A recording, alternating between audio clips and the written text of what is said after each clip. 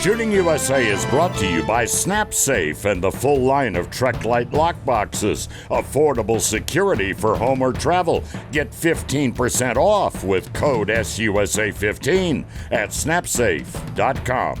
Tennessee is well known for its scenic landscape, historic places, and the famous Tennesseans who contributed to our nation's history. Well, Tennessee State Park Service is charged with protecting and preserving the stories of those people for future generations. One of those is Tennessee's most revered heroes, Medal of Honor recipient Alvin C. York. Americans in the trenches prepare to go over the top. The crack of machine gun fire, thud of artillery, and buzz of strafing aircraft all mean the attack is underway. But this isn't World War I France. It's the Alvin C. York State Historic Park in Pall Mall, Tennessee. We've had World War I living history programs out here, pretty much running nonstop. Once a year, the Tennessee State Park Service organizes this elaborate living history event to commemorate the fighting Americans of the Great War. And this year's event is bigger than ever. Over the last several years, it's grown to the point of what you see here today, where we have biplanes flying in and out of the area. We have an artillery emplacement set up, replicated trenches. We have encampments all around, German positions, so we can really represent some of the physicality of the war. Jeff Wells is the Director of Interpretation for the Tennessee Park Service. Here at the Sergeant Alvin C. York State Historic Park, our programs here, our tours here are all about Sergeant York, America's experience in the Great War, and how it shaped the American century. Long before there was a state park, this place was home to a humble man who left his simple life here to serve in World War I. In France, Alvin C. York was just another doughboy until one fateful day during the Meuse-Argonne Offensive of 1918. In an engagement lasting only a few minutes, York, armed with his bolt-action service rifle and 1911 sidearm, killed more than 20 German soldiers, silenced 35 enemy machine guns, and captured an astounding 132 German prisoners. York returned to Tennessee an international hero and the most highly decorated American soldier of the war, a distinction that included the Medal of Honor.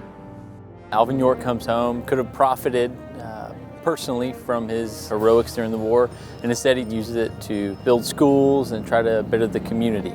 Josh Wagoner is the park's manager and a Tennessee Park Ranger. What drives us here every day at this park is to not only keep the story of Sergeant York alive, but to keep the story of the fellow soldiers that served with him in the First World War alive, and to keep the legacy of what Sergeant York was about alive. Here to help keep York's legacy alive are park rangers from all over the state of Tennessee.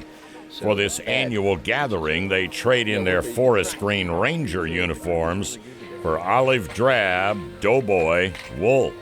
A lot of them don't even get paid to do it, but it's worth it to them. And as professional interpreters, it's our job to tell those stories to the visiting public. But for this event, the Rangers aren't alone. There are volunteer reenactors of every sort here to share their particular understanding of life in the Great War. We strive to illustrate how a soldier in the Great War, how they lived, what they might have experienced. Now, in that, there is no way we could ever replicate the abject horror and misery that was the Great War. However, we can at least provide our visitors a glimpse of what a soldier, what Sergeant York might have seen 100 years ago. The chance to see what Sergeant York might have seen is important to many of the volunteers as well. There's a lot of guys out here that are park rangers that serve in the military. I was in the Marine Corps. A lot of our volunteers serve in the armed forces, so it definitely helps having that fire inside you to keep the story alive. One of those is Corporal Aaron Davis, who's active duty with the 3rd Brigade Combat Team out of Fort Campbell. For this weekend, Aaron is living on site. We were sleeping over there in the corn crib, Just some wooden planks with a little bit of straw thrown across the top of them. I think got down to like 19 last night. I cannot imagine doing this for real back in the day. It's so cold. It's pretty humbling, to be honest. Corporal Dustin McGraw is also 3rd Brigade with the 101st Rakkasan. To be in Alvin York's backyard, he's probably the most famous American soldier from the First World War. Definitely humbles you. We're infantry, and we're out here doing infantry stuff like this, and it really puts it in perspective. Like, we're thankful for the things that we have that these guys didn't have, because we get to see what it was like without it. And I think every soldier that's in the Army should appreciate the history of the Army. You might take modern stuff for granted, and it really shows you the lineage that you came from. So it's a great opportunity to kind of combine both worlds and be a corporal in 2 centuries at once. Remembering and honoring the history. Nobody does that better than the U.S. Army. But the Great War wasn't only about trenches. At the York State Park event, there's much more to see, including the first warbirds of the 20th century. The .22 Advanced Rifle Cartridge easily outperforms all other .22 caliber cartridges in its class, producing .22 250 performance in an AR-15 platform. The .22 ARC is engineered to take full advantage of the most aerodynamic .22 caliber bullets. This means tighter groups, increased accuracy, and an exceptional shooting experience. .22 Advanced Rifle Cartridge from Hornady. It happens one weekend every year in the little town of Pall Mall, where thousands come to learn about Tennessee's native hero, Alvin C. York. With the help of volunteers and park rangers, those visitors get to experience the sights and sounds of World War I. As far as the valley here, it was a quiet place during the time of the Great War when Alvin C. York was growing up here and living here in this valley, and it is today. But for this weekend, it's quite the lively place as people from all over the state and the region come to visit this particular program. My name is Josh Wagner. I'm actually the park manager here at Sergeant Alvin C. York. Who's this is their first time seeing a living history program like this? Who's never seen any guys in doughboys running around? Okay. We can provide a tiny snapshot of some of the sights and sounds and how things might have appeared. You're gonna see these German soldiers try to get in the trench, because the only way to really take the enemy out is to physically get in the trench with your enemy. Imagine how terrifying that is. Did you know that enemy is coming and he's gonna fight you as close as we are right now? That's horrific. We can never recreate what it was like to fight in the trenches and to be shelled by gas, but what we can do is tell those stories while wearing the equipment and trying to give some of the imagery that's associated with the war in an accurate way. That includes life behind the lines as well. This is known as a field range. This piece here is actually an original from 1917. So a lot of people like when I show them how to cook on it, kind of how these guys lived and how they ate during wartime. If you want it, come get it. That's soup. This is coffee. I don't want soup yet. Well, get your cup down here. Do I got to do everything for you? Essentially, that consists of cooking meals and coffee consistently for these guys so that they stay happy.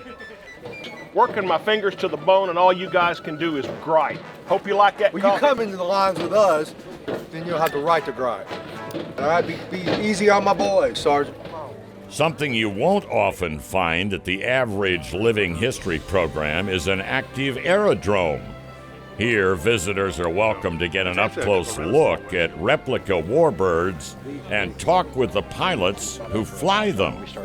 Marvin Story is the president of the Great War Airplanes Association. Jeff Wells here at the Tennessee Parks Department called us 3 years ago and asked us if we would come down here, bring our airplanes down here and show them off for the Alvin York celebrations, so people in this part of the country could see these old aircraft that have never seen them before.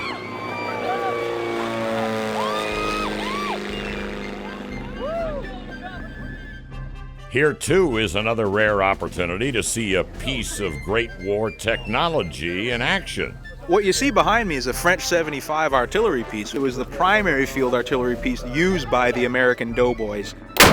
A crew of doughboys or French poilus would be able to get off one shot about every 3 or 4 seconds, which was only really an option if you had a very well-oiled crew. JJ Shavoyniak is part of the well-oiled crew that has brought this amazing piece of hardware all the way from Michigan just for this event. We're representing the 119th Regiment of Field Artillery, which is initially from Michigan. And the owner of this cannon, all this impedimenta, is a gentleman named Matt Switlick. He's spent about 30 years getting this gun up to its state now. So I'm the manufacturer of record on this gun. Yeah, it's 100 years old, but I'm the manufacturer of record, and I'm only 77. This setup is the only one in existence that functions as well as this does. But one that's in private hands and we can take here to Tennessee and take all over the country is really impressive. And of course, being here in Alvin York's backyard, this can't be beat. But even in Alvin York's backyard, there have to be Germans.